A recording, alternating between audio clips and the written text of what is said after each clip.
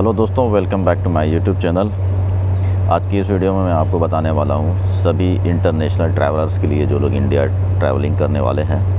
ये न्यूज़ ख़ास तौर से उनके लिए है। वीडियो को लास्ट तक देखें ताकि आपको सारी इन्फॉर्मेशन स्टेप बाय स्टेप मैं आपको बता सकूँ। और मेनली जो लोग दुबई से इंडिया ट्रैवल करने वाले हैं उनके लिए जो ट्रिक्स है मैं आपको बता रहा हूँ क्या क्या करना है उसके लिए। तो सबसे पहले यहाँ से जब आप जाएंगे तो 72 आवर्स 72 घंटे पहले का आपको RT-PCR टेस्ट कराना है।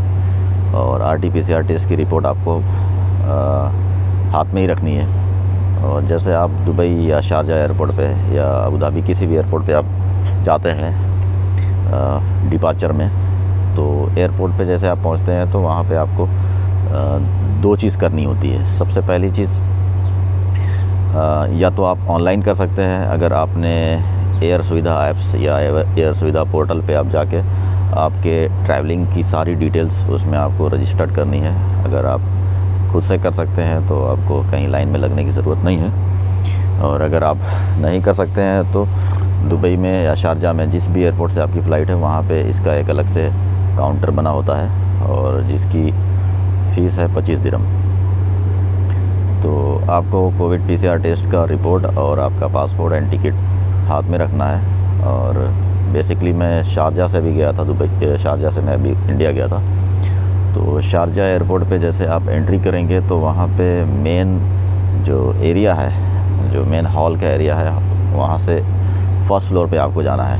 तो फर्स्ट फ्लोर पे वहाँ पे एक अलग से काउंटर है जहाँ पे एयर सुविधा के लिए रजिस्ट्रेशन होता है। तो एयर सुविधा रजिस्ट्रेशन के लिए 25 दिरहम उसकी फ़ीस है।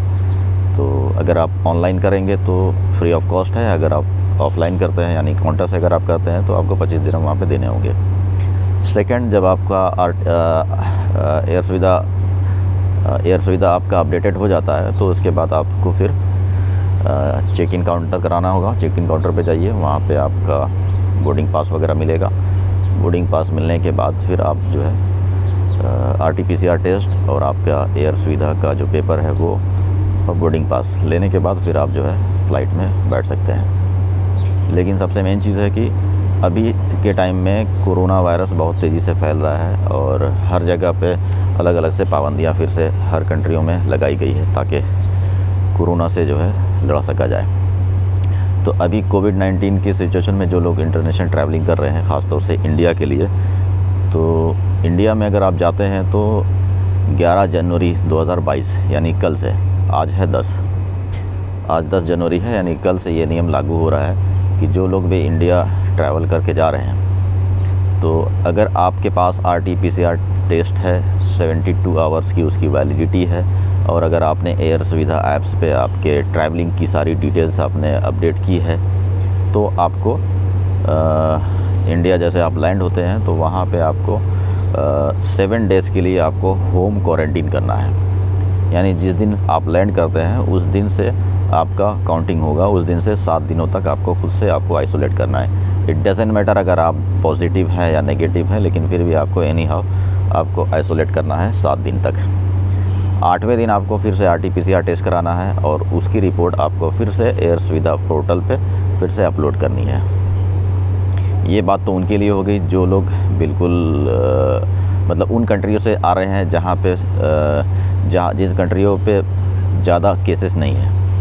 और जिन कंट्रियों में केसेस ज़्यादा है, जो जैसे UK और साउथ अफ्रीकन कंट्री, तो उन कंट्रियों से अगर आप जाते हैं तो फिर आपको एयरपोर्ट पे जैसे आप लैंड होते हैं तो आपको एयरपोर्ट पे ही रहना है, अनलेस आपको वहाँ पे भी एक PCR टेस्ट होगा, रैपिड टेस्ट होगा। और जब तक उसकी रिपोर्ट आप नहीं आती है तब तक आपको एयरपोर्ट पे ही वेट करना है। तो यूजुअली जो रिपोर्ट है वो 5 से 6 घंटे के अंदर आ जाती है। तो 6 घंटे के अंदर जब तक आपकी रिपोर्ट आती है तब तक आपको एयरपोर्ट पे रहना है। और वैसे कंडीशन में अगर आपकी रिपोर्ट अगर पॉजिटिव आती है तब तो आपको क्वारंटीन करना पड़ेगा। जो भी इंस्टीट्यूशनल क्वारंटीन है वो डिपेंड करता है कि एयरपोर्ट वाले आपको कहाँ पे भेजेंगे। और अगर आप नेगेटिव आती है तो फिर आप घर जाएंगे, फिर वहाँ पे भी आपको 7 दिन के लिए आपको आइसोलेट करना पड़ेगा और 8वें दिन फिर से आपको RT-PCR टेस्ट कराना होगा।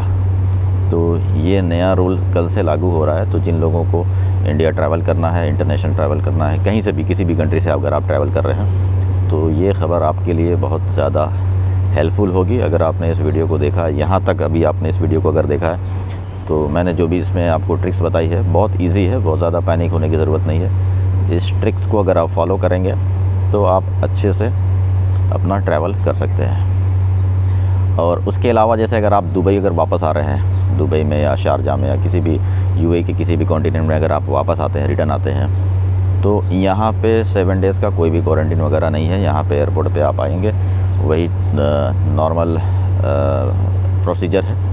आपके पास जो है 72 आवर्स का RT-PCR टेस्ट होना चाहिए।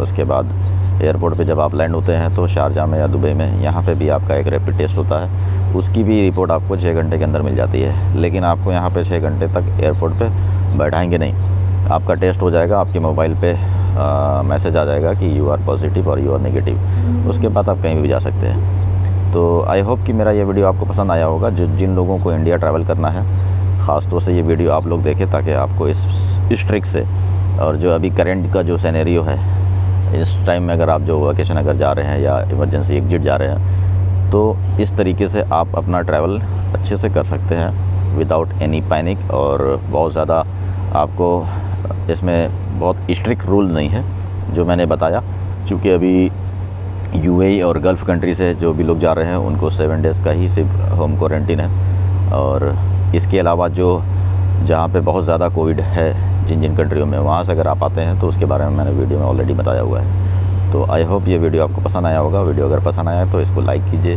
मेरे चैनल पे अगर आप पहली बार आए हैं तो चैनल को सब्सक्राइब कीजिए, लाइक कमेंट एंड शेयर कीजिए। चलिए मिलते हैं फिर किसी नई लेटेस्ट अपडेट के साथ। तब तक के लिए टेक केयर, बाय।